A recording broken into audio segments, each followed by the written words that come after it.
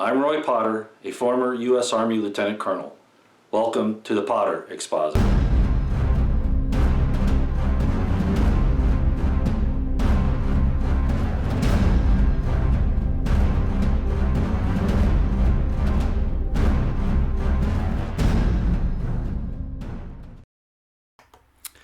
And good morning, ladies and gentlemen. Today is the 5th of November, 2018. I'm Roy Potter. Welcome to the Potter Expositor. As I said, I was planning on trying to start this at 8 this morning, but because of some things that happened on Monday, I realized I couldn't do it at 8, and I had to pick 8:30. And then, you won't believe the number of technical problems I've had this morning.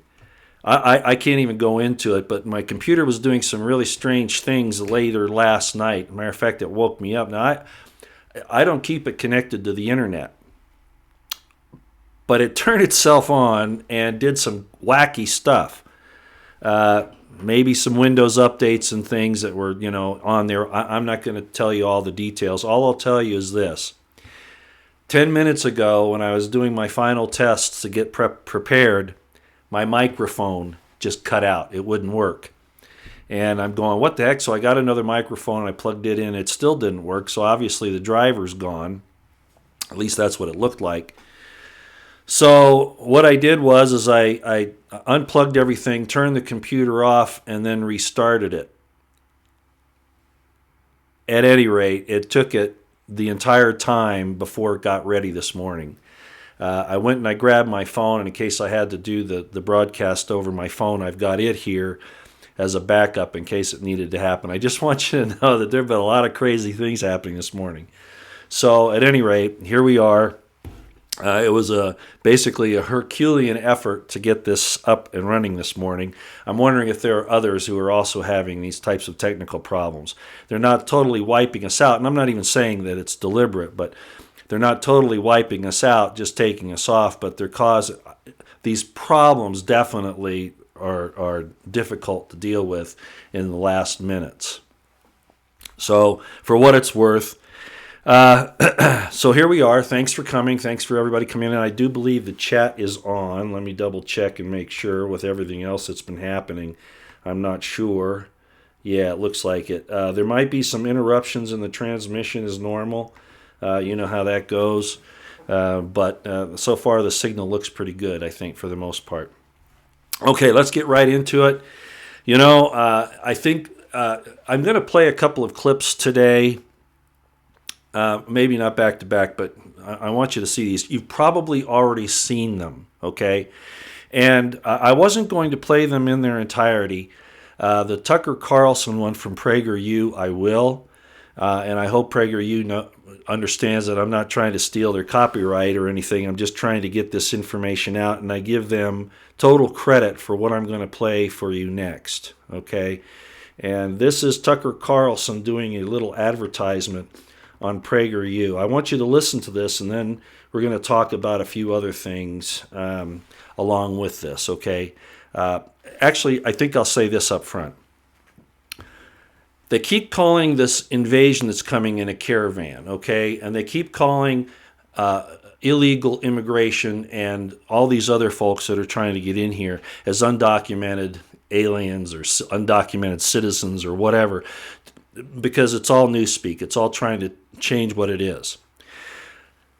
I want to focus on this invasion coming up from the south. It's not just a caravan. It is an invasion, a multi-pronged invasion. And it's by an army. Yes, it is. Let me explain why. In ancient times, when an army was invading a foreign nation or a foreign territory, they had, and this is where the term came from, they had what are called camp followers. Okay? The commander, his officers, the senior soldiers, okay, did take their camp followers with them, be they wives, girlfriends, or whatever, and their children. They did. But the majority of the force was male, military-aged males. So what Soros and these people have done is they have reused or again put into effect the idea of an invading army having women and children with it. Now, they focus on the women and children, and you know, as most of you should, that it's a very small part of this huge invasion force that's coming in. The women and children in ancient times went along, of course, to be with the men, but they also served another function, and that is they would basically settle in the areas that were conquered. Okay, they took up the conquered territories and settled them. That's how the invasion worked. Okay, so when the mainstream media and all these people are saying, "Oh, the women and children, the women and children," understand that those are, in fact, camp followers just like they were hundreds and thousands of years ago, following the invading force that are mostly military-age males to conquer a territory and then settle it. That's exactly what you're seeing, and they're playing your ignorance against you so that you don't understand that that's what's really happening here. And that is, in fact, what's happening. And it's been happening for some time. So I wanted to bring that up real quick so that you know that this is a real problem. This is also to destabilize us. There's so many things going on right now. I don't have to go through all of it with you. You know, I got to bring up Mitt Romney because he said this morning, and I'm not going to play the clip on it, but he said that President Trump shouldn't call the media the enemy of the people. Well, it is. By the Congress's own admission with the repeal of the Smith-Mundt Act and the allowance of our IC and our government, our DoD, etc., to lie to us and propagandize us with our own resources. That's what's going on. So Mitt Romney is an ass, and I'll call him that publicly. He should be backing Trump on the fact that the news media, the mainstream media, and many of the alternative as well. The point is that it's all, much of it, is being controlled by the intelligence community, and it's a matter of warfare against us. And he's a chicken shit, and I'll call him that publicly, for not having the guts to stand up against this mainstream media that is the enemy of the people, because it's actually run by the intelligence community, the CIA, the New World Order, et cetera, et cetera, et cetera. If he really believes in free press, he should. Where was he when they started taking people like Alex Jones off the air? Oh, he's not real press? Well, who's going to define what real press is? You have to have government permission to be a free press? Then it's not a free press. So Mitt Romney should not go to the Senate. Unfortunately, he's going to, and it pisses me off because he's exactly what we don't need. I'd almost rather have a Trump-supporting Democrat in there, although in Utah, that's no such thing. I'm not from Utah, okay? I don't vote in Utah. That's not it. But Mitt Romney doing what he's doing, he's a snake. And I'll call him that publicly. The politicians don't have the guts to call him what he is. I certainly will. He makes me angry using his name. And these Mormons in the Utah area, because of name recognition, he's a shoo-in. Being LDS and all that. But he's a snake. He's a criminal. Crazy stuff. He's going to give Trump a lot of trouble. I hope Trump smashes him. And he should. Okay. Got that off my chest. I wanted to bring those two things up. Let me make sure. Oh, one more thing I got to say before I play Tucker Carlson. Ryan Bundy is running for governor in Nevada. I think everybody who's keeping track of this knows it. Now, we've had enough lawyers. We've had enough, politicians and stuff like that in these positions of power. It's time to bring real people into a governing position. Now, I know Ryan Bundy personally not well. I've met him a couple of times. And he wants to do the right thing. He wants to reinstitute constitutional republic principles. Certainly with the land, because if you don't control your land, you're not free. That's just a basic bylaw. Even the elites, that's why they're trying to take it from us, because they know that who controls the land, controls the people. So Ryan Bundy is running for governor in Nevada. Does he have a chance? Well, probably not, because the people of Nevada, especially the casinos, are all paid off, are all paying off the politicians, and he's not going to take that. But I wanted to give that plug for him here.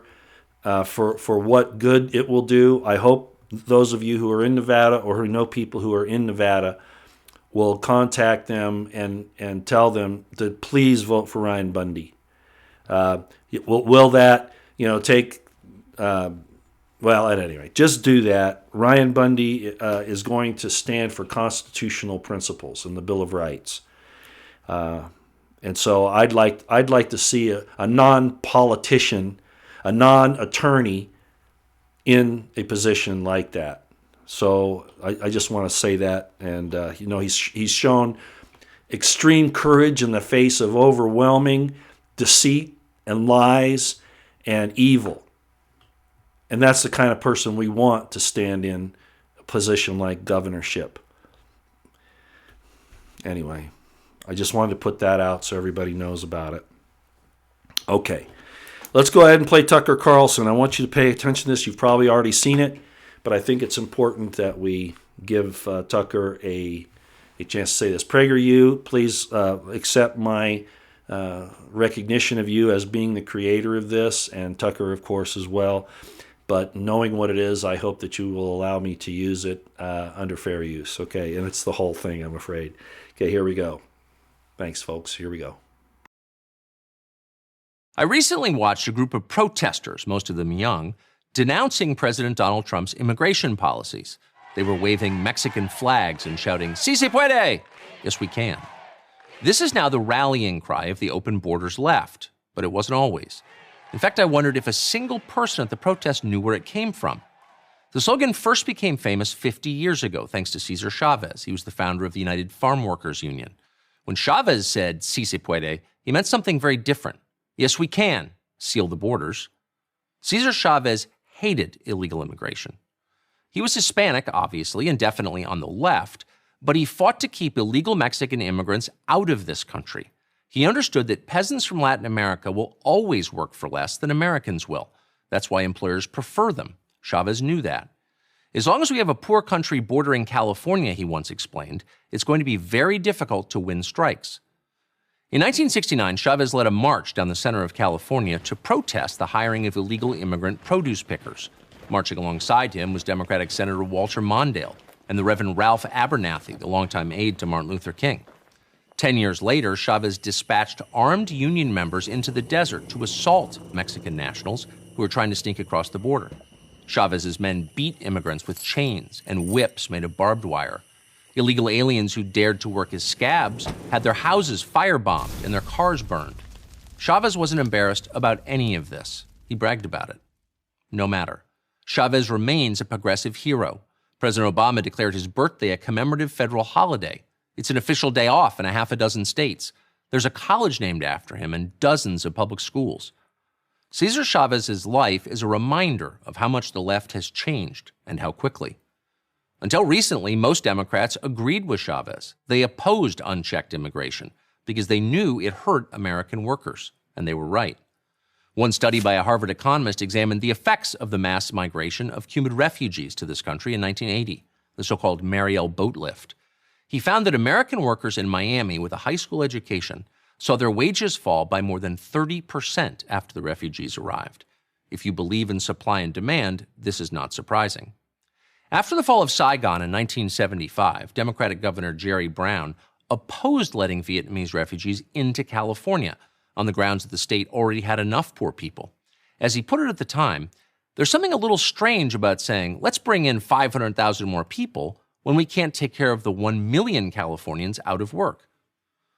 First-term Senator Joe Biden of Delaware agreed. He introduced federal legislation to curb the arrival of the Vietnamese. 2 decades later, leading Democrats were still wary of mass immigration, especially illegal immigration.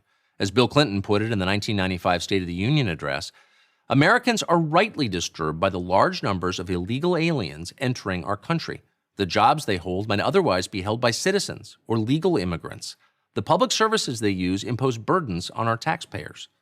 No prominent Democrat would say anything like that today without being denounced as a racist. Clinton got a standing ovation.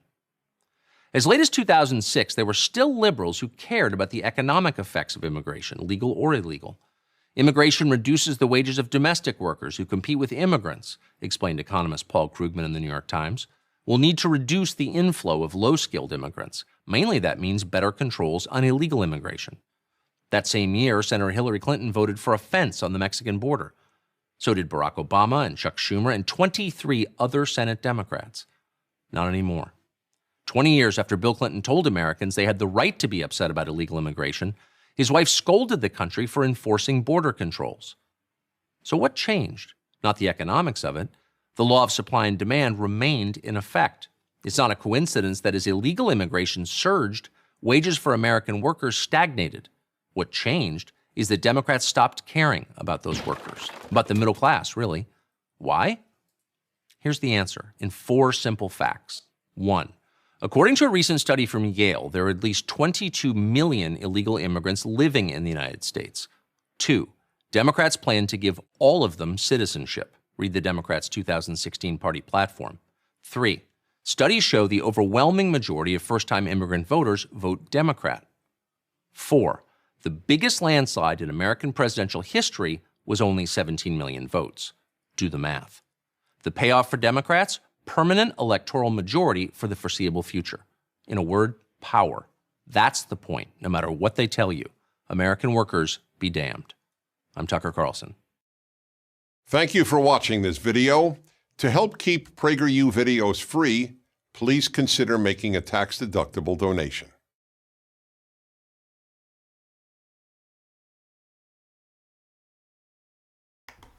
Okay, I wanted to play that to the very end there so Prager gets its little information out. They certainly deserve it because that was a really, really good piece. There are so many things that are happening that are just plain wrong that it's really, I wish I could tell everybody, but of course that's just not possible. So if you'll please share this, tweet it out, those types of things. You don't even have to push the like button. It's funny how I always get these unlikes, the thumbs down almost invariably before I even do the broadcast. Sometimes they'll show up. But at any rate, there are a lot of good people out there saying a lot of great things, giving a lot of good information, and I'm just adding my voice to that as I always do. I don't believe that Trump is a panacea or will give us a utopia. As a matter of fact, I'm going to say some things about that this morning that showed up over the weekend. But he is the very best chance that we have. I have a lot of questions about why he hasn't gone forward on some really important things, because when you have traitors in your government that are destroying you from the inside, and you'll remember our founding fathers said that we probably would not be defeated by a foreign enemy, but that we would be defeated by infiltration from within our own societies and our government. And that's exactly what's happened. The United States is not designed to be a leftist, Marxist, Leninist, Stalinist, Maoist government, but they're trying to defeat us, and they've had about 60 years to poison the people's minds through the universities, through the school system.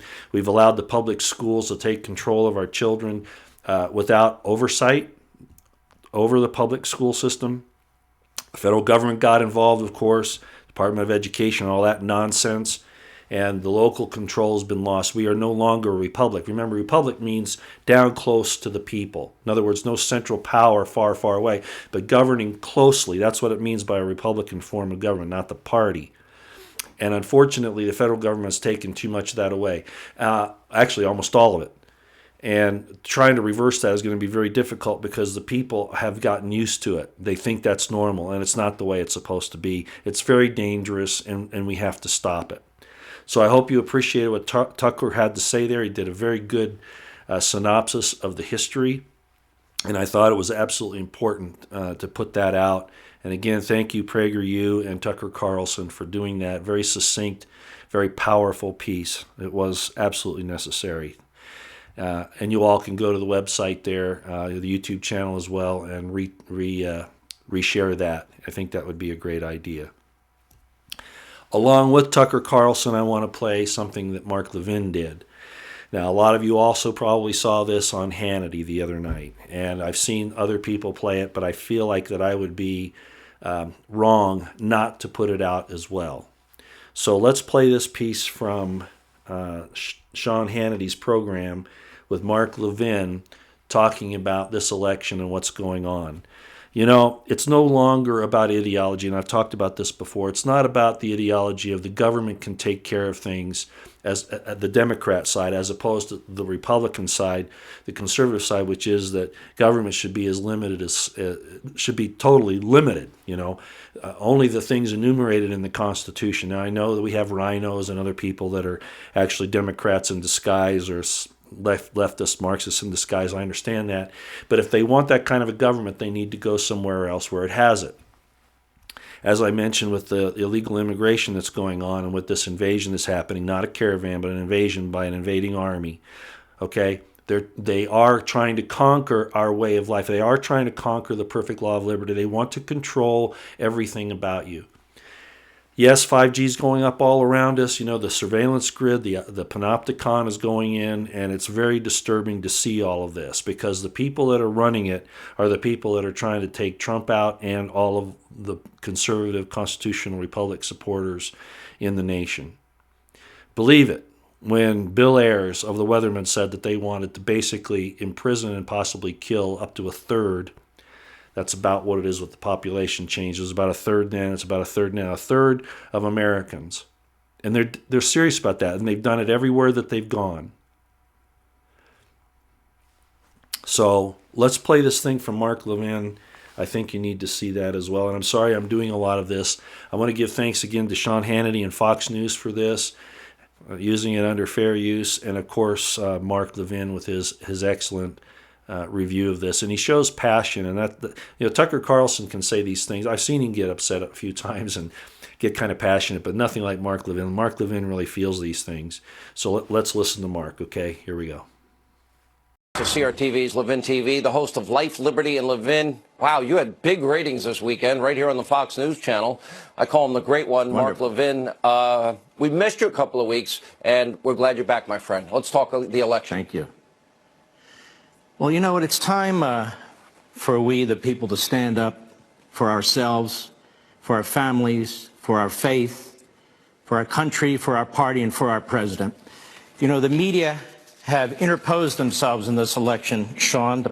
We're actually fighting the media, we're fighting the Democrats, we're fighting academia, we're fighting Hollywood and all the rest. And 64% of the voters say the press has done more to divide the country. More people think the press has divided the country than the President of the United States. And I'm going to tell you why. The word Hitler is very popular with the press, with Joe Scarborough. The word white supremacy is very popular over there at CNN. The word Stalin's now starting to pick up. They consider those of us who support this president and support an America agenda as Nazis. They referred to us as racists, as white supremacists. Every time there's some horrific event, they try and pin it on us, pin it on our president, pin it on our party. It's really time, America, to push back. Enough is enough. We cannot turn any part of this government over to these radical, hardcore Democrats and their mouthpieces in the media. And I want to give you a few examples here. They talk about the president, his tone, and the relationship to violence. The president hasn't caused any violence. When Antifa's out there beating up people, the Marxist militia, the media are very passive. Rarely say anything. When Bill Clinton pardoned the FALN terrorists who murdered 4 people and injured 44 other people, I don't remember them saying Bill Clinton was contributing to a violent tone in this country. When Barack Obama commuted the leader of that organization, who never repented, I don't remember them bringing that up. When Barack Obama befriended Bill Ayers and Bernadine Dorn of the Weather Underground and the SDS, the bombers, domestic terrorists, I don't remember anybody talking about him and violence and the tone of violence. Do you? Obama opens an embassy in Cuba, a genocidal police state. He's celebrated. Donald Trump moves our embassy from Tel Aviv to Jerusalem, the capital of Israel, and he's attacked by fools like Steve Schmidt over on MSNBC. Now let's talk about immigration briefly. Dwight Eisenhower, he's not considered a white supremacist, is he? He's not considered a racist, is he? Dwight Eisenhower, when he became president of the United States, he created a program called Operation Wetback. That's not me, that was him. Operation Wetback, what was that? He ordered the military to round up 1.3 million illegal aliens and deport them. And that's exactly what he did. And he was supported by the Democrat Party, too. I'll go further. 1960s, Cesar Chavez, the founder of the United Farm Workers Union, he ordered his members at night to watch the southern border and report illegal aliens coming over the border to then the INS. 1969, Chavez, Ralph Abernathy, who'd been the confidant of Martin Luther King in 1969, and Walter Mondale, I don't believe he was a racist, they led protests on the southern border against illegal immigration. I'll go on. The press says Donald Trump is threatening freedom of the press. How so? By calling them out? By challenging them? By exposing them? John Adams, one of our greatest founders, put in place the Sedition Act. The Sedition Act. He actually put some newspapers out of business and put some journalists in prison.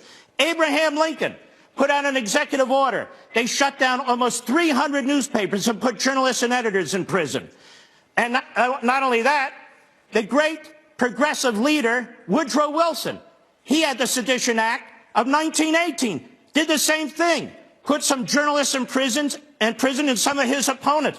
Donald Trump hasn't done anything like this. He's not rounding up illegal immigrants who are in this country by the hundreds of thousands. He's not shutting down newspapers. He's not putting journalists in prison. Yet they refer to him as Hitler and as Stalin.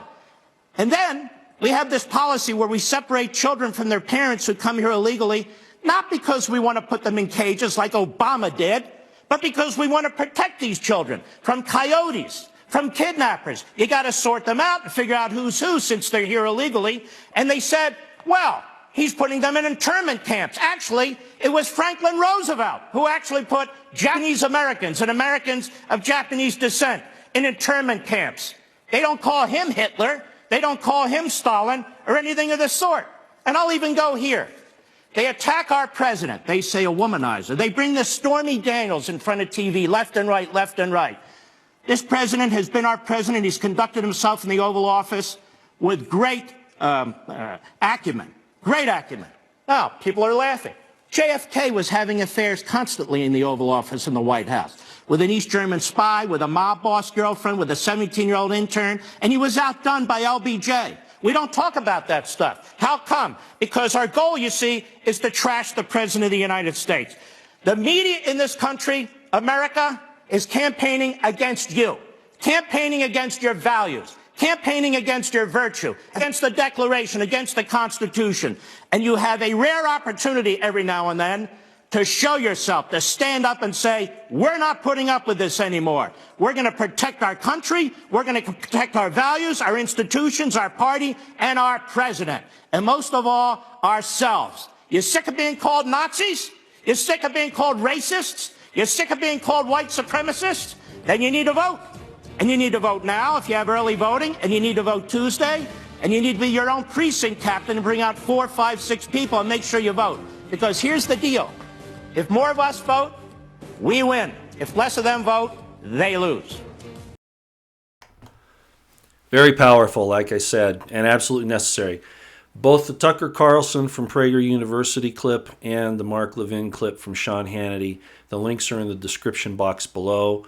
Please go ahead and share those, if you will, along with this entire program as well, if you care to do so. As Mark Levin said, we have to get involved. The American people expect their government to do the right thing, and then to have a peaceful transition of power to change the reins of government during the election process. Unfortunately, the government has corrupted itself and has become really opposed to the American people. And we've seen it over many, many years, and I'm not going to enumerate all of that. If you don't know, then it's because you haven't had your eyes open looking and your ears open and listening. It has turned against us. And I don't know if, I have to, let me phrase it in a positive manner. I don't know that President Trump can do it, because it really takes all of us. Remember, he is the symbol of this rebirth of the American Republic. And he needs to be shown that he's being supported in that. Now, he's doing very well at the rallies, of course. A lot of people are showing up. But you have to understand the undercurrent that we're fighting against. It's insidious. Soros is, in fact, a devil. So are Hillary Clinton, Obama, and all of those that follow them, Comey, Brennan on down, okay? All of them, Rosenstein, everybody, Mueller, and yes, even Sessions. A lot of people don't like that yet, but, if he's been activated, he's definitely not going down the path that's needed. So we're in a war. It really is a war. And this election is very much what we saw going on in Ukraine. The color revolution in Ukraine is a perfect example of what's happening in the United States. And there's a lot of voter fraud that's going to happen tomorrow, or probably already is, just like it did in Ukraine. Mitt Romney and his son own some of a good portion of the voting machines in several states. Things like that. Soros, of course, has been involved in all of this, giving money to the caravans. Apparently they found out that he's using a MasterCard that he gives out to these people to fund their movements north. Through the UN, I guess, is how it's being done, so he can mask where the money's coming from. He's not going to use his own money, but he manipulates things so that that can happen. So we're fighting a real enemy here. A lot of the people that might be coming up, might be or probably are genuine people looking for a better life. But we have a way to come into this country, and invading us isn't the way to do it. Okay? All right. Again, check the description box for those two clips and share them if you would. What has happened to us? Why is this going on? Partly because we've been too complacent as a people. After World War II, we thought the United States was the best government in the world. We didn't realize at that point a lot of the nasty stuff that had been done prior to that.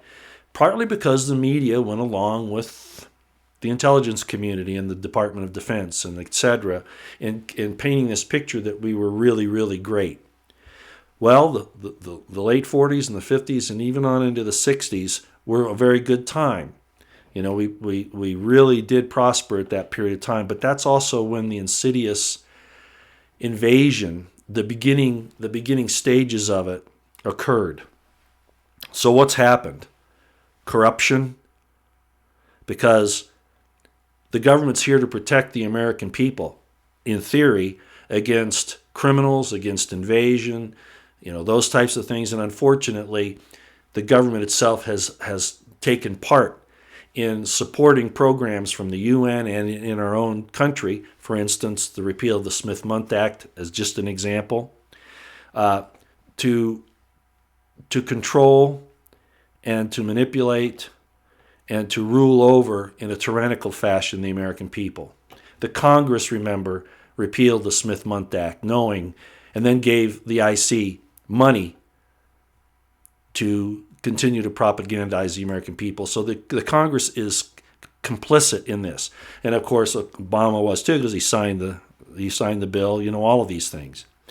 Government's too big. I was listening to American intelligence media the other day, and they made the point that, and I agree actually, why are lawyers in the legislative branch? Lawyers are sworn officers of the court, right?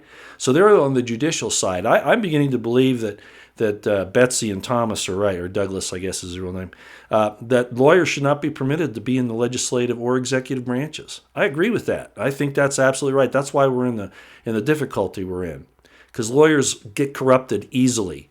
A lot of lawyers are going to get upset about that, but they'll also know that I'm telling you the truth.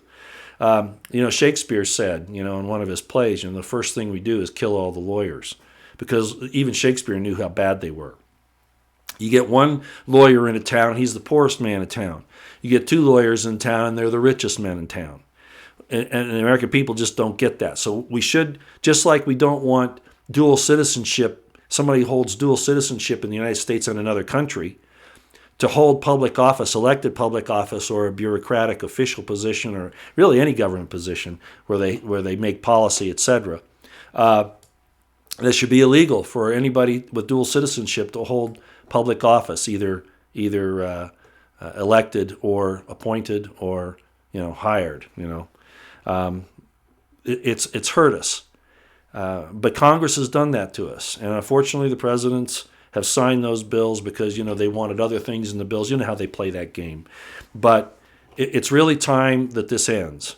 And I'm not saying President Trump is doing a whole lot better in some areas. He isn't, but it's like I've said before. He's our only chance at this point. Okay, he really is, and so. And I'm going to speak to that in just a minute. Let me get back to what's happened to our country.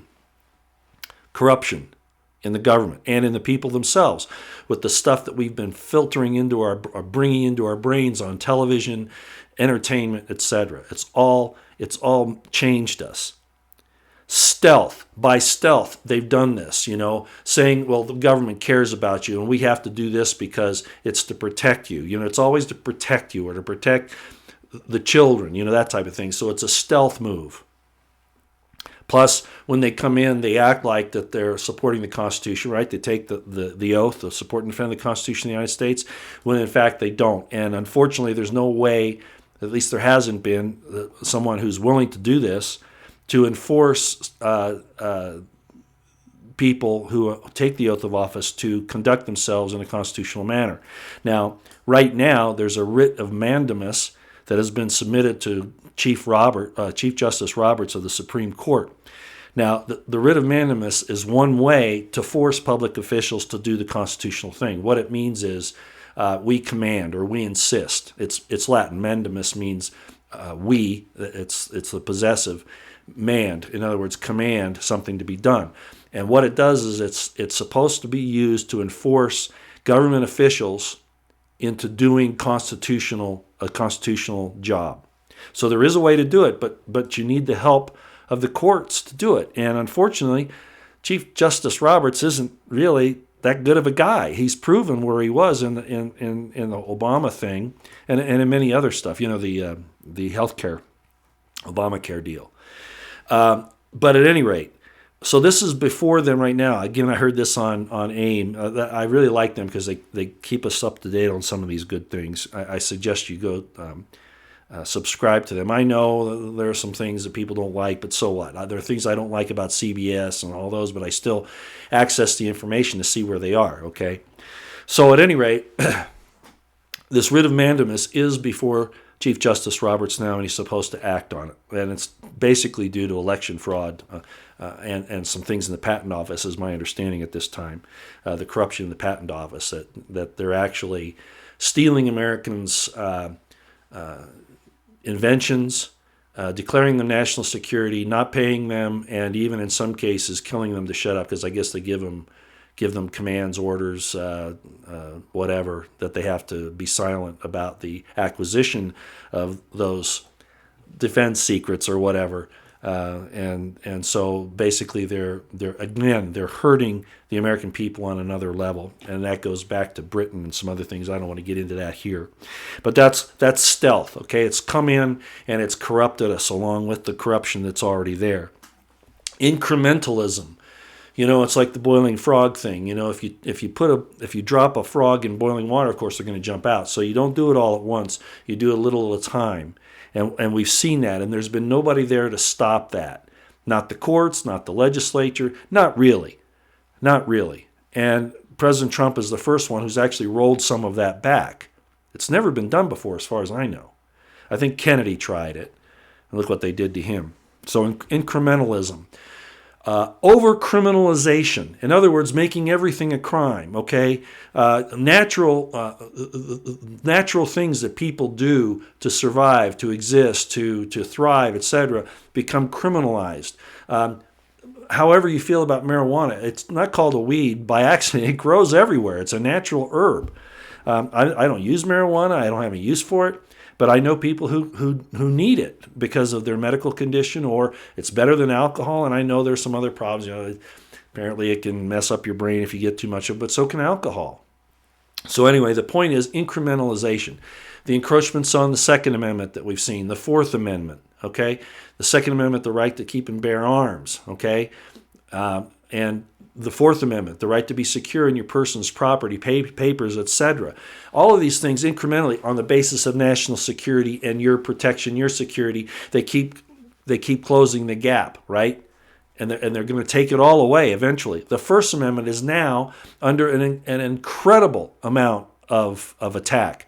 So we have people like Alex Jones and others, and I could name a lot of them, even us, being censored in one way or another, either by the way people access our information or, whatever. They cut you off, whatever. It happened to anti-media, for instance.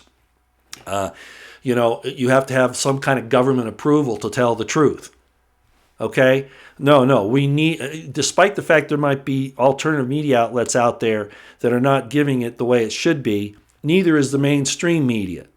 Okay? So it's all this incrementalism to take away our First Amendment. So now they want to make it a violation that you say something bad about somebody. Well, there are already laws in place of that. If you say a lie about somebody, there are things called slander and libel. But now, if you stand up against the mainstream, against the leftist Marxists, and you make a statement that they don't like, they can call it hate speech. This is crazy. Who decides these things? And this is all incrementalism, and it's going down the wrong road. Look at how the man-woman relationship has been attacked. Deceit is another way. They tell you one thing when they're really going to do something else, and then when they do it, there's nobody there to hold them accountable. And then finally, violence. And that's the next step, ladies and gentlemen. As I've said for some time now, whether we have a red wave or a blue wave, there are going to be problems. Red wave, they're going to fight back. The leftist Marxists are in some very bad ways. If it's a blue wave and they win, they're going to start coming after people that they disagree with. Guaranteed. They're going to pass laws. They've already talked about it.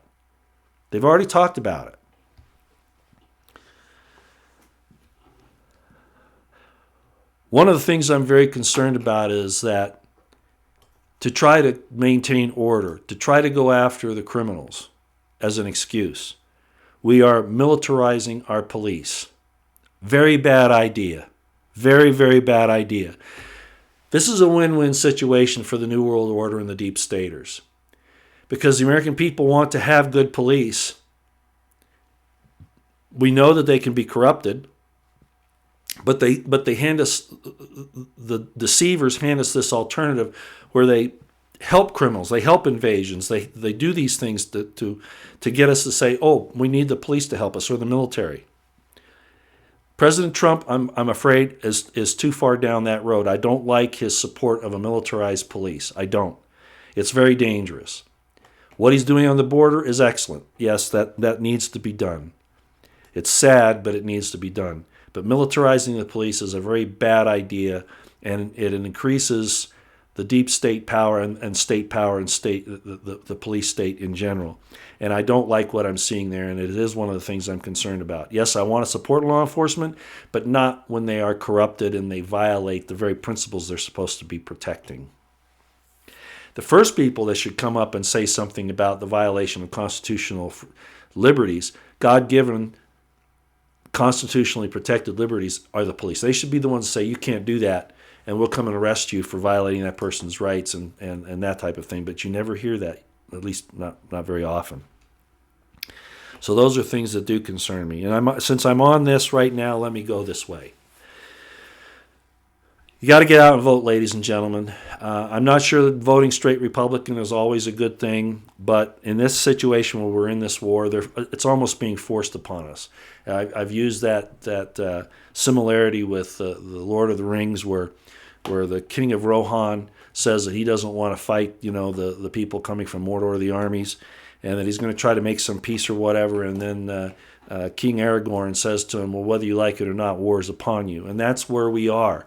I don't like having to do it this way, but I see the dire circumstances we're in. Either way, it's going to be a problem, but we have to get out and give Trump the mandate. Now, what if he betrays us? And people are going to be pulling their hair out and screaming and saying that I'm a poser and I'm a deep stater trying to, poison the flock and all that. No, this is realism. Okay, look at it. Even Owen Schroyer on his War Room the other day said, Trump's rhetoric is good, but I'm not seeing it happen on the ground. We have all these people that are out there doing all these criminal things, Hillary Clinton, Comey, et cetera, and nobody's getting prosecuted. And of course, we hear these other people, these apologists saying, well, that's coming. And it's always coming. It's always going to be coming, right? It's going to happen next week, next month, next year, whatever. These people have committed crimes now, and it does trouble me that Trump has not been more, and I've talked about that for a long time. I've even said, quoting, it's funny, Rowan Schroer used the same verbiage I did. I don't see Trump's rhetoric being matched on the ground. And there are some other things too, but let's just stay focused here. We won't know if Trump is really going to go down completely the right road at this point in time. We don't know that, but he has said he will, and he's done some great things. Great, that nobody else has done or was willing to do. However, the repeal of the Smith-Mundt Act is still there, right? Yeah. All right. He's going after the Federal Reserve, maybe. He keeps putting neocons and deep staters into his positions, and that's even my Republican insider in California said, look, we'll give Trump this chance, but if he gets rid of some of these people like Sessions, Rosenstein, et cetera, in Haley, et cetera, in his administration, then he refills those positions with the same type of people, then we're going to have to take a double look. But we won't know until we give him the opportunity. Unfortunately, we're in that catch-22. So, my point is let's give him the chance to do what he says he's going to do. Will he betray us? Hey, I don't read his mind. I see what his actions are. I see what he says, okay, by and large, and it looks good. But there are those questions. But at this point in time, let's give him the chance to do what he says he's going to do. I want to see Hillary Clinton in prison, and Comey, and Clapper, and Brennan, and Obama, and Holder, on down the line.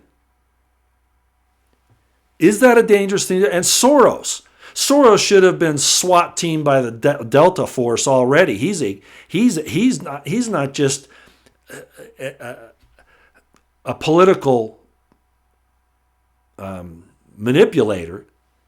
He's a seditionist. He's a traitor. Treason might be a hard thing to prove, but at any rate, he's working against our government. And so are all those other people.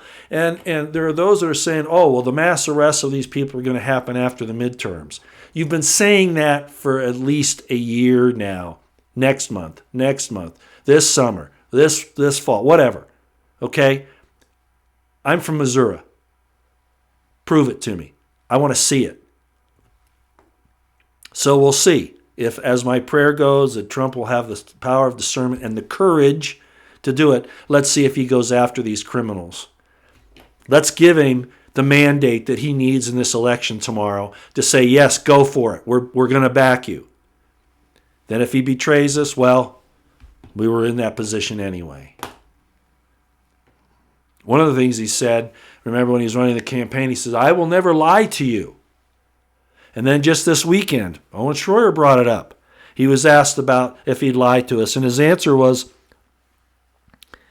let's see if I can say this right. He says, I tell the truth when I can. Now, there are some national security issues, but what's going on here? He said he would never lie to us. Then best not to say anything at all, right? So he says, I tell the truth when I can. I do try, and I always want to tell the truth. Remember when Hillary Clinton, I forget what program she was on, but she was asked if she always tells the truth, and she says, I try to. And we were all saying, that's terrible, what a cop-out and all that. Well, now Trump's doing it. Let's give him the mandate he wants. If he betrays us, we would have been on that road anyway.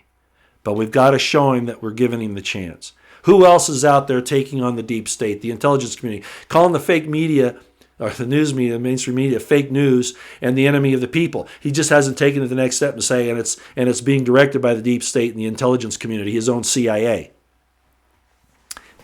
And the Five Eyes and other things that we all know about at this point if you've been following me. Okay, Trump, We're behind you. I don't want a police state. I don't want to see that. But if you proceed correctly, and I'm not sure that military tribunals are the way to do it, okay? I don't know that that's really going to happen that way. There are some people that will fall in that. I'd say a handful maybe that would fall in that category. Most will not. A few will. Let's give him the chance to do what he says he's going to do. Okay. Lee Stranahan said the other day that the one thing that he's worried about is that he could end up in jail, like what they're trying to do to Assange. That's his really only fear. He's not worried so much about getting murdered, suicided, because he's not suicidal, so that's not going to happen. Murdered, yeah, or jailed because he's bringing out the truth, and they'll say it's national security, which is absurd. Talk about the free press. There's an example right there. So even Lee Stranahan's getting a little worried about some things. So I guess what I'm saying is if Soros et al. Are not arrested and neutralized soon, this division that we see will continue on and on until it becomes so destructive it will destroy the nation. And it's really down that road right now. We need to stop them now, President Trump, now. After the midterms, regardless, you have no reason not to move forward. Bill Still put out a very wonderful thing the other day. It's called Warning Angels. Please go to the Still Report and look at that. He had an open vision. Yes, I do believe him. He's too sincere of a man not to have actually had this. He had to think about it before he told us about it. Go watch it. The angels are watching, according to Bill. They don't know what the outcome is. Only God knows, but that they are there and they are angry at the way the United States in particular has gone down the wrong path, and how people are willing to accept that and even fight to destroy us. So you need to get out and vote. Okay, you need to get out and vote. I'm going to take a real quick break here. I promised you that I was going to show you another. See if I can find it here. Venice short tour. You'll see my wife, who passed away many years in 2008. In this, she's kind of the guide. But I want to show it to you because I said I would, and we need a little break here. So here's Venice tour, short tour number 2.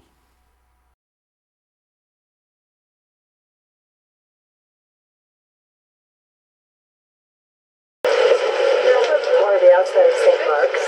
I just want to show you this. This is mosaic. Little tiny pieces of tile. Fit together.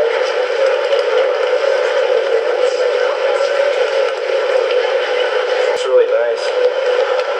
This is in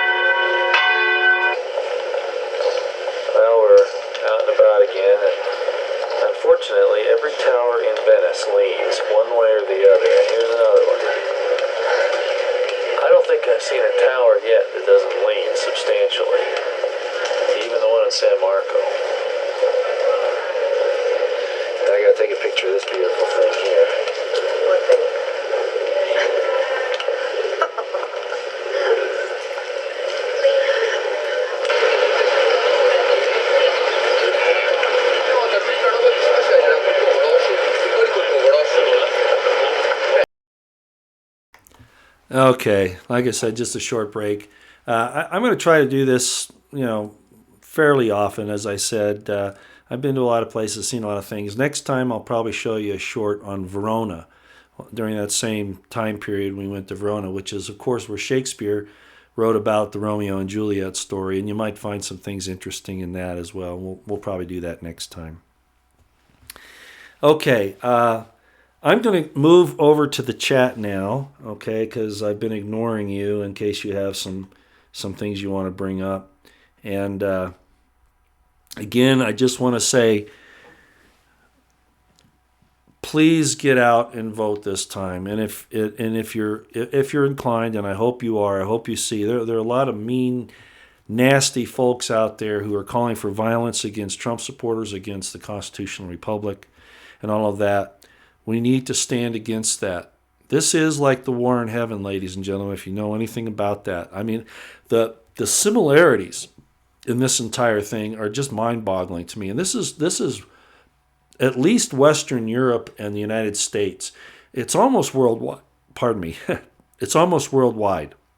But certainly in Western Europe, Eastern Europe, and the United States. It's definitely, what I'm seeing is so biblical in nature, with the forces arrayed, with the Clintons, the Obamas, Soros side, and all those that support that. And then here's President Trump and the American people who support the Constitutional Republic trying to put a stop to this and show the lies and deceits.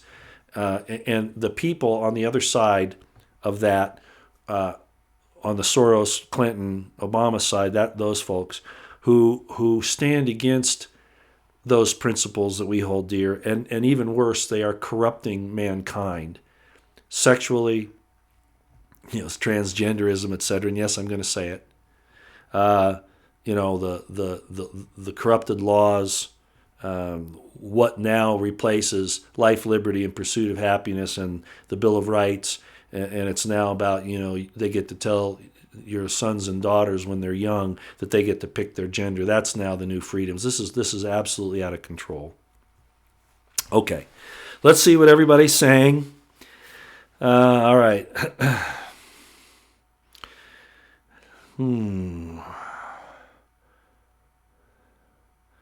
Yeah, Sally, I understand what you're saying about Levin, but I think he's saying that he was against him during the campaign and supported Cruz. I know.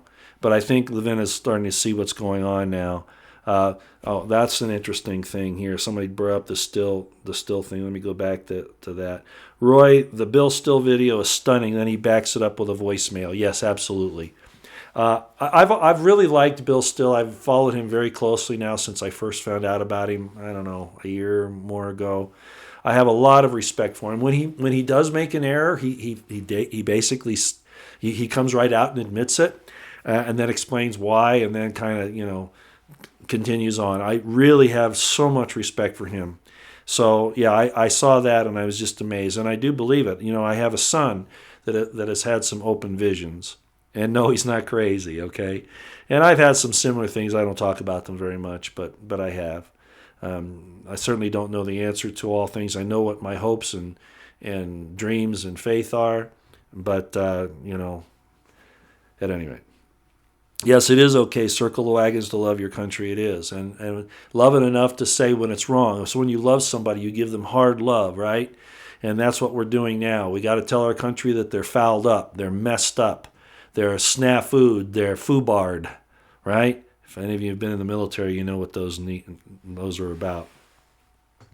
The Bushes need to be exposed. Like I said, yes, absolutely. There's no more excuses now, President Trump. If you get through this midterm with a mandate and you keep the House and the Senate, even if you don't, I think you need to move against the traitors and the seditionists.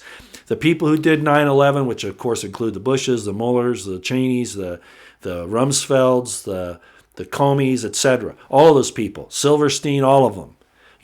We can't let this go anymore, because when you don't punish the people that do these horrible things, that is a mandate that they can continue on.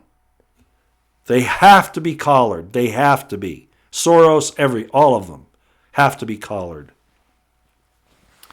So thank you for bringing it up. Let's see, what is that? Viet Cong fire? I'm going to go back to the beginning here because I missed all those from the start. Let me see if there's anything.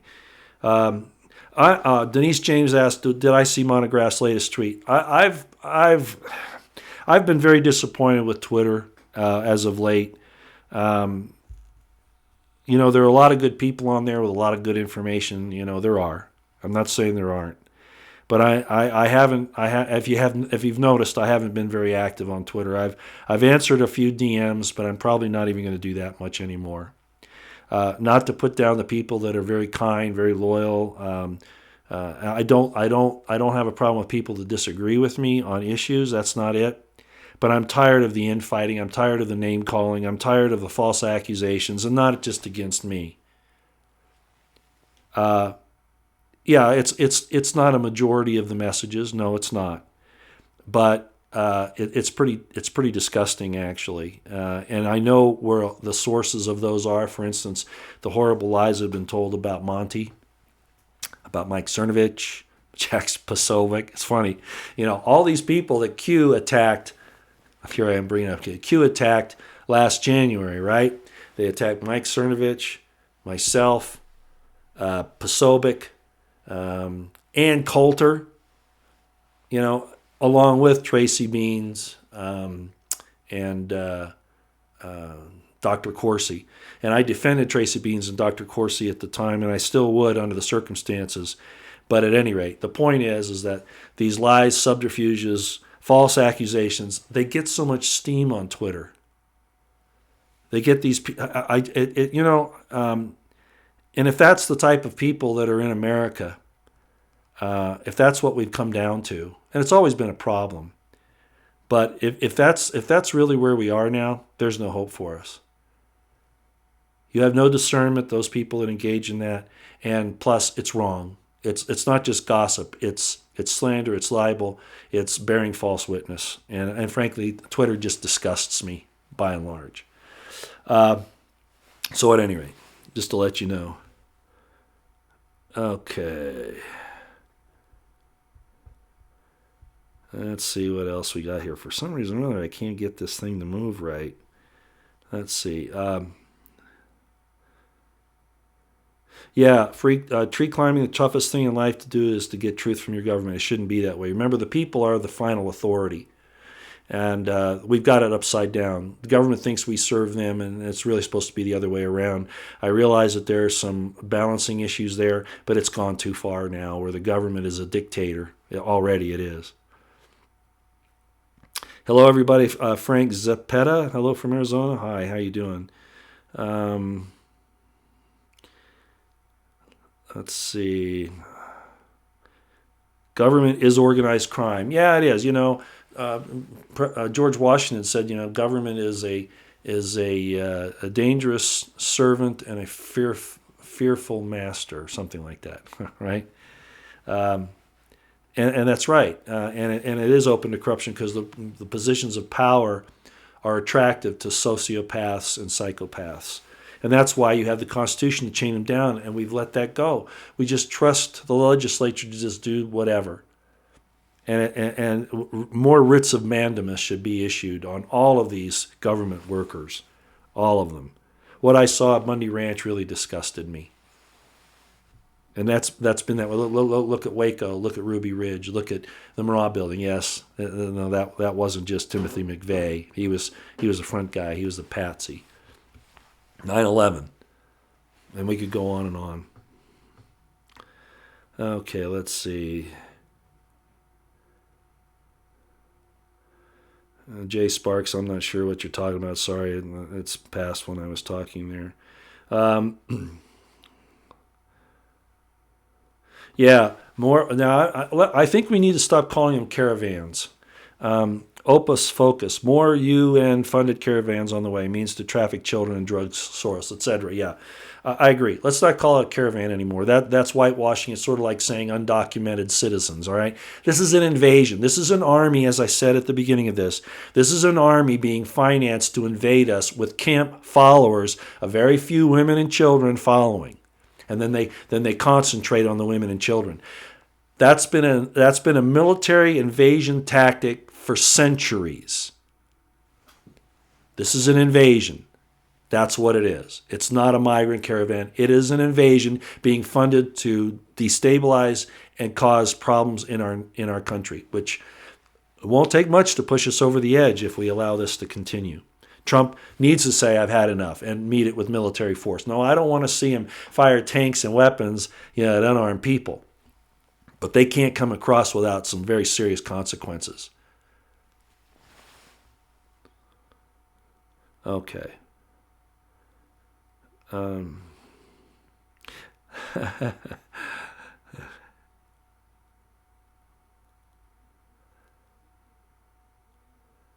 Sorry, I'm looking through some of the statements here. I'm looking for something that I can answer. A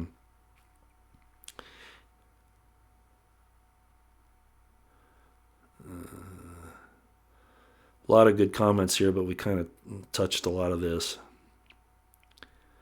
Denise James, you're pretty wise. I know what you're saying. Hate is better than apathy. At least it's an emotion, even if it is subjective. There's some truth to that. There's a scripture, as a matter of fact, right? And it says, I would that you would be hot or cold, but if you were lukewarm, I would spew thee out of my mouth. And that's exactly what you're saying. Lukewarm is apathy. I would that you would be hot or cold, because at least if somebody feels a certain way strongly enough, then you have a basis for discussion, for communication, for debate, etc. When they're apathetic, that's the worst possible situation, because they don't care which way it goes until they're personally affected, and sometimes not even then. So you're right. Okay, let's see here. Read all the way tomorrow, baby. Anna Stansel. Well, and like I say, it's unfortunate that it has to be that way, but I have to agree, because I want to find out if Trump is going to do what he says or not. Despite the dangers, despite the difficulties, despite the horrors, he has got to go after the criminals that have done this to our nation. And that includes the bankers, that includes the corporatists, that includes the politicians, that includes the law enforcers, that includes the, all of these people. They all, does that mean mass arrests? No, that isn't necessary. Okay, as I've said. But the core group, yes. However, that needs to happen. And then the others, depending upon how serious they're, it's all in the last few executive orders. The resource stealing that they try to do, right? And Bundy Ranch is a good example of that. The people like Harry Reid that were involved in that should be collared. People in the BLM, Neil Corns, I think was his name, the guy that headed the Department of the Interior at that time. Certainly Hillary Clinton. Anyway, the point is, yes, he needs to go after those people, and he's given himself the administrative and command authority to do so. And it's in the Constitution anyway, but he's defining what he will do. I hope to God, I pray to God that he does, because if he allows these people to skate and doesn't collar them, then it's just going to get worse. It really is. Okay, Mr. Galaxy Man, I understand what you're saying. Your vote doesn't matter. Yeah, if voting worked, they wouldn't make it legal. I understand what you're saying. I'm not saying that. I'm saying we need to send a message, and that's what this vote today is about, or tomorrow. Sending a message that we support moving forward with Trump, if he doesn't betray us. That's what I'm saying needs to be done. A mandate. Okay, I realize that the vote's being manipulated. Right now, Mitt Romney is controlling voting machines, and you know how I feel about him. And Soros has done the same thing. We had the whole DHS, right? The DHS was, manipulating the last election, trying to get into state attorney generals and the voting records. Yeah, the government is horrible. And that's why writs of mandamus and going after these people criminally is an absolute necessity, and Trump must do it. So the vote, in that sense, is important. Jackie 123, vote red to avoid death camps. You know that they'll do that. The leftist Marxists have said that they'll do that. They don't make any bones about it, especially now. White men should be banned. Ooh, Don Lemon. Ooh. I wonder if he's transgender. I wonder if he's actually a woman that looks like a man. Sometimes I wonder. I don't watch him that much. Gloria Allman, yeah, know your candidate, their views, vote very, very carefully. I'll admit that's true. I'll admit. Where's the arrest, Denise? I agree. I've been talking about that for how long now? Edelson James, yeah, I know. But how far do we go? We've got to give Trump a chance to do this. Ray7337, Trump hasn't done anything except the economy. Well, that's not entirely true. He has been taking over the federal courts with his appointments. How good are they? I haven't kept track of everyone, but he is trying to get conservative, constitutionally oriented judges on the courts. So that's not entirely true. He's only done the economy. And there's some other things, and I don't want to spend a lot of time to it, but he's put the United Nations on hey, this is what you're going to do or we're out. The EU, for instance, the way he's dealt with China, North Korea. So he's done a lot more. But as I said from the very beginning, our problems and the problems in the world really have to do with what's going on in America.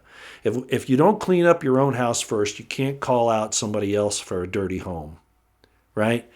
So he needs to get busy cleaning up the criminals in our government. Yeah.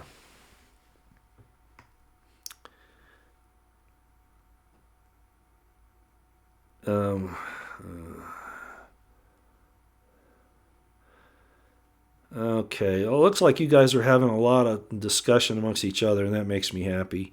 That way I don't have to do so much. Sandra Grace, if Trump does not drain the swamp and arrest the criminals, then we have to do it.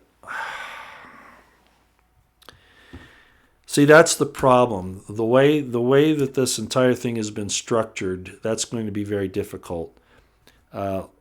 Local law enforcement, local AGs, state AGs, local DAs, who could protect the locals against federal encroachment. That's really, you don't think that you can take on the federal government. Not without some. That was my problem when the Bundys went up to the Hammonds up there in Oregon and did that. The people in Oregon, in that area, weren't behind that at all. So it's a pipe dream to think the people can take it back on their own. No, that's not how it works. I'm sorry it isn't. I wish. Yeah, Trump does love to be loved. He that's true, he does. That can be a good thing and that can be a bad thing. Does he go with the people that give him the most love or attention or respect or whatever? I don't think he's quite that shallow. But I do appreciate where he stood. I know the attacks he's been under. Look, if he was really a deep stater trying to trick us, would he really go with all of this that's happened to him? The threats against him and his family, the outright attacks? I don't think so. The thing that disturbs me about Trump is that he keeps rewarding the neocons and the deep staters. He's not speaking up against the people that are hurting his supporters. The Antifa, for instance, attack. I mean, he's talked about Antifa, but really helping those who have been hurt, maimed, even killed by Antifa and by the leftist Marxists. Some in our government in positions of authority acting under color of law. So, yes, he needs to step up and really protect us. He really does. Or give us an opportunity to protect ourselves. Remember what he said about concealed weapon permits? That they should be like driver's licenses? If we can make a law, a federal law that says that all states have to recognize other states' driver's licenses, which is a privilege, driving is a privilege, then why is it that we can't do it for concealed weapons, the keeping and bearing of arms, which is a right? Where is that? Well, he's been so busy on this other stuff that may have had to take a back seat, but that's one of the barometers, okay? Like I said early on, my barometers on Trump have been Hillary needs to go to jail. The Bundys need to be set free. That happened. However, it still happened, right? Hammonds were up there in Oregon where he pardoned, God bless him.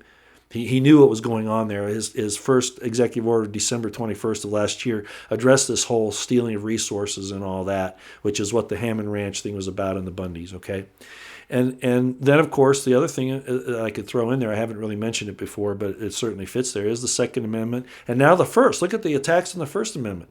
Where's Jeff Sessions? I call him Alfred E. Newman.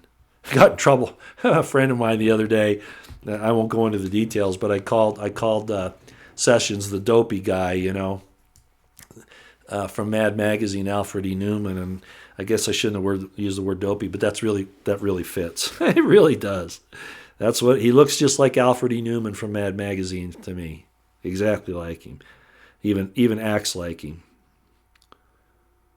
D. Slatton, we will never see these people in prison. Trump works for the same people they do. A lot of folks are saying that. Monograph is very strong in that area, saying there will never be these arrests, that Trump just won't be able to do it. I understand that. And what I'm saying is, if it doesn't happen, then everything he's done has been for nothing. Okay? That's basically what I'm saying. He needs to do it. If he doesn't have the what the Bible calls, he's going to check his liver, If he has a weak stomach for this, or he feels afraid, that's going to be a problem. Yeah, that's going to be a problem. Yeah, Trump is. This is from Lake VACM. Trump is struggling against the financiers that use the threat of raising interest rates as a weapon of war. Certainly, absolutely. He needs to take control of the Federal Reserve, and that's going to be tough with the Congress. But I mean, there are, he's already declared some states of emergency. The 21st of December executive order, and then the one here a little while back, the beginning of the spring. And then, of course, a lot of people are looking at the martial law update, the UCMJ update, and that business. But that's a little different, but it can't have an impact. So it looks like he's trying to set something up here, but will he actually do it? I don't know. Hopefully it's not turned around against the constitutional republic supporters, which it could very easily be, which is the danger of a militarized police force and a military that is, controlled by the deep state and not the people. Yeah, the old guard and the deep state's still there. Absolutely. Da. Yeah, it's going to be tough. Yeah, Sandro Greco, I think Delta Force should have taken out these criminals 2 years ago. Yeah. The FBI is so corrupt that I wouldn't give any credence to it, no matter what. And I know I've heard all the arguments. Oh, the rank and file's good. You know how I feel about that. No, they're all tainted. The proof is in the pudding. If they stand up and rat their fellow FBI agents and supervisors out, that'll be how we know who they are. If they don't do that, then they're sitting on the fence, right? That's what they're doing. They're complacent. Where is BP Earthwatch? I don't know Rooster Cogburn. I haven't followed him for a long time now. Little story behind that, but I not that he doesn't do good stuff. He does. I don't know. I don't know where he is. Hopefully he's okay. He's getting up there in age too. Hopefully he didn't have a medical problem. Viet Cong fire. I think Trump and the White Hats are just waiting for the final coup de grace to arrest the head of the snake. The perfect time is to come. Statute of limitations. Of course, not all the crimes that have been committed have statutes of limitations. Certainly murder and treason do not. But the time is here. I've watched the tactics now on this entire thing, and I'll tell you what, the people right now, if the red wave actually happens and we keep the House and the Senate, the people have hope right now that this will work. But one misstep on his part, allowing one of these criminals to walk, even one of them, one of the major ones, and there's going to be another loss of hope. I don't want to see that happen. Gloria Ullman, I have to comment on this because you're absolutely right. She says, the Q promises have come full circle, starting all over again to another circle. Q is nonsense. That's right.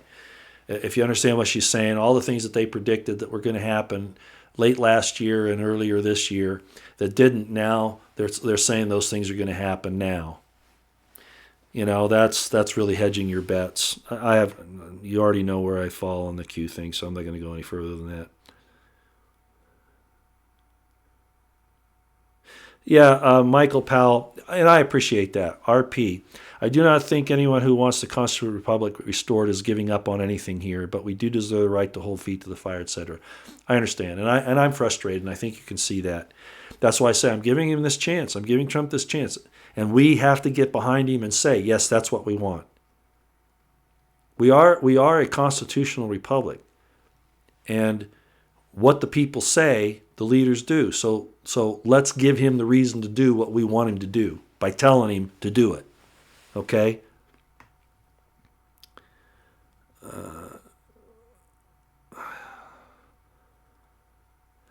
Mark Stecker, I understand what you're saying. I voted for Trump. If indictments don't start flowing for high-level government officials, I definitely will not vote for Trump back in office. We need a prosecutor-type president.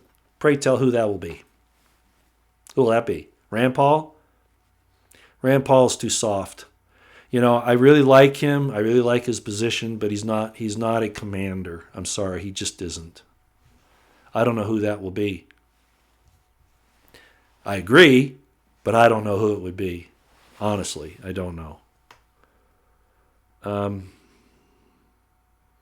Yeah, PM Chan, I agree. Losing the House is a deliberate rhino move. Yeah, remember, these people are actually Dems in sheep's clothing.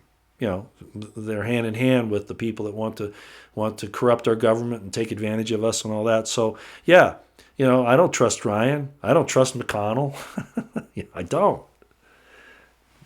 Yeah, they would. It's like Trump talked about the rigging or the loss of the game. You know, he's talking about a ball game that he was watching, and a manager, they were like, 4 runs ahead or something, and so he brings in a new pitcher, and then they lose their lead. Well, that's exactly what he's done in the executive branch by bringing in these rhinos and these deep staters. You see? So he's aware of it, but he can't see that he's doing it. Or maybe he does. Maybe he's showing that he's keeping track of it. I don't know. Okay, let's see.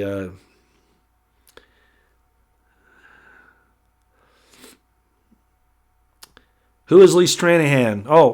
Look him up on. They took away his YouTube channel because he's probably the greatest investigative reporter in the world today. He really dug into the Ukraine thing. He understands the Russian, the Mueller investigation, the Russian thing, and what that's really about. All of the deep state intelligence community, law enforcement, DOJ, Ukrainian. Chinese, Saudi Arabian connections, all of that. He's very much into it, and that's why I mentioned earlier that he is concerned. He's never going to commit suicide, but he could be taken out by murder, or they could arrest him and say national security or whatever. And that's what he's worried about. Yeah, but he doesn't have a YouTube channel anymore, but you can see some of his stuff. Just type in Lee Stranahan, Stranhan. He's on Twitter. He's on Periscope. He works for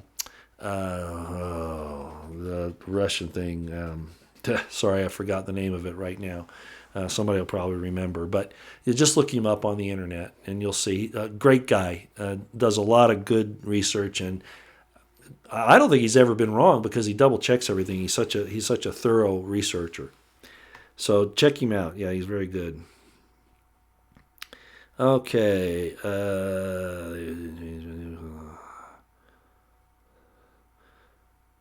All right, let's see. We've been going for almost an hour and a half.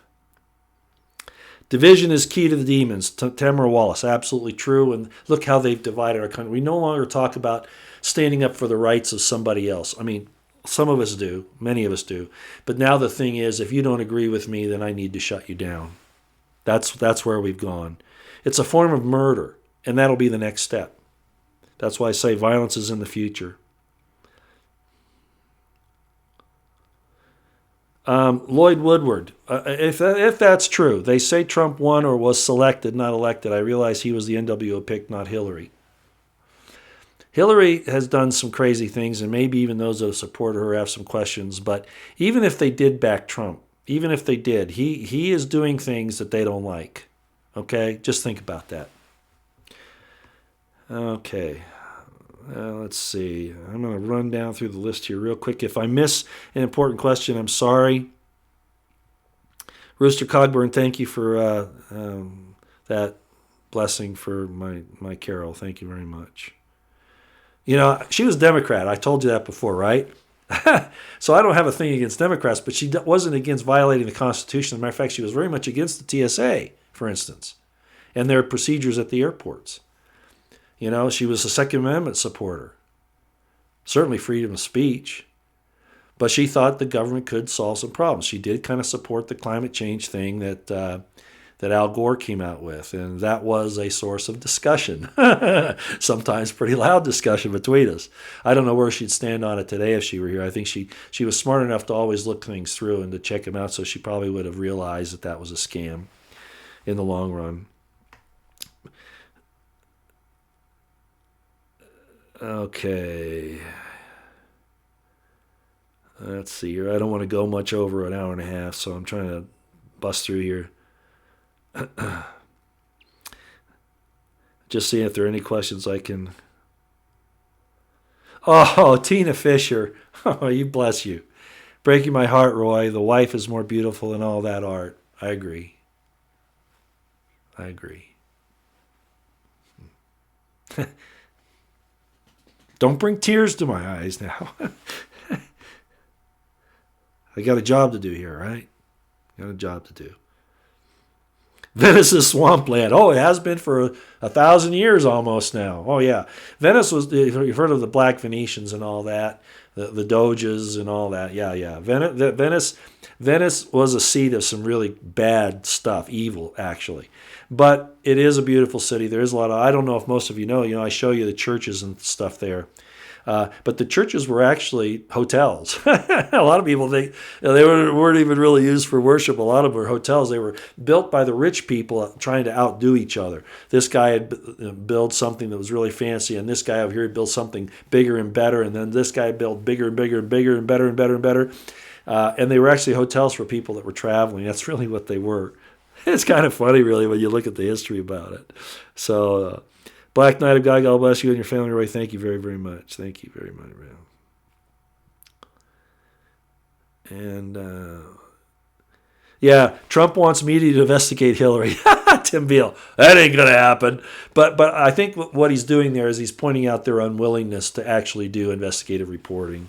I think that's actually what he's doing. The open vision God gave to Bill Still was a blessing to us all.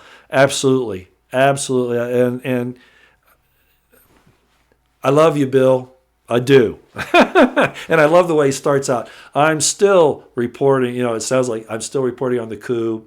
I'm still reporting on the immigration. And of course he means I'm still, and I'm reporting up. But the way he does it is just, I love it. I just love it. He's superb. Absolutely superb.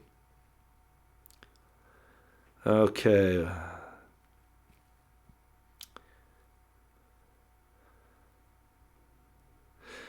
Alex Olson, what happens if Dems win the House? That's an interesting question. As I've said, whether the red wave works or the blue wave, we're going to have problems either way. If the red wave wins, the blues are going to turn to violence through their Antifa, their leftist Marxist organizations, that kind of thing. They've already said they'll do that. Hillary said they're not going to be civil unless they get in, and then they won't be civil either, right? They'll destroy, just like Bill Ayers said, the Weather Underground. If the red wave gets in, then they're going to fight us. If the blue wave gets in, then they'll make the government institutionalized oppressors, which they already are anyway, but it'll get even worse against people that disagree with them. So that's what we have to look forward to. If the Dems take the House, I'm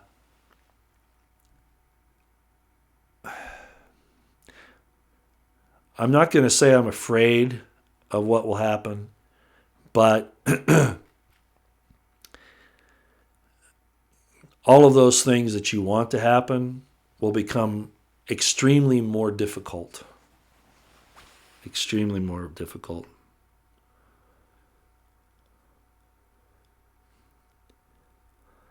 Okay, I think let me just run down through here if I can find another one like that. Yeah, the Smith-Mundt Act legalized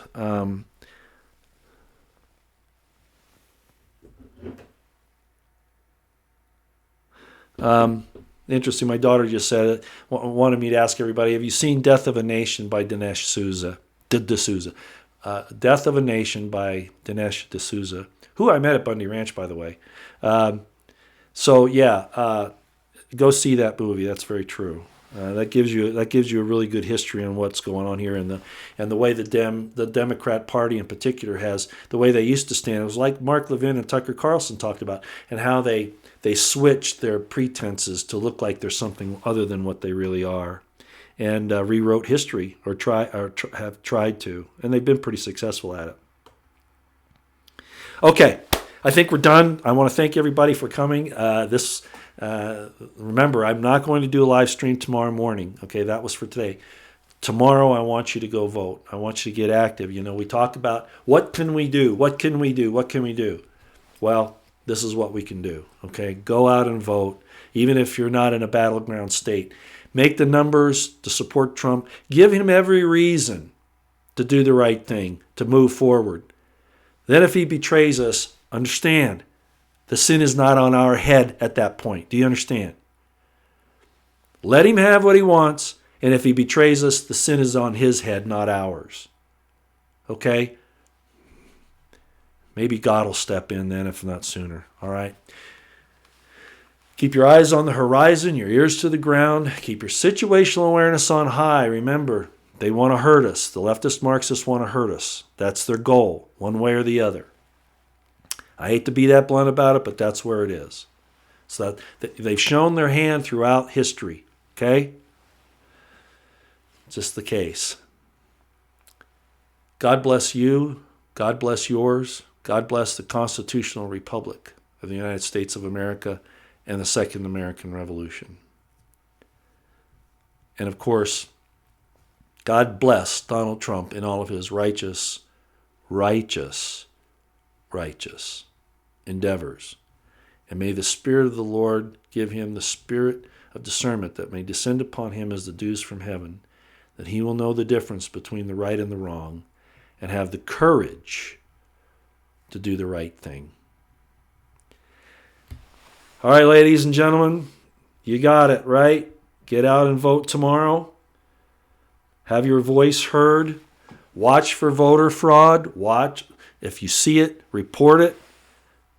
Make sure that we don't let these people off doing these horrible, horrible things, trying to subvert our government, which is supposed to protect and preserve the perfect law of liberty, not destroy it, not usurp it, not hinder it. Let's do our duty. And in that vein, I'm going to play this as the closing exit. Till next time.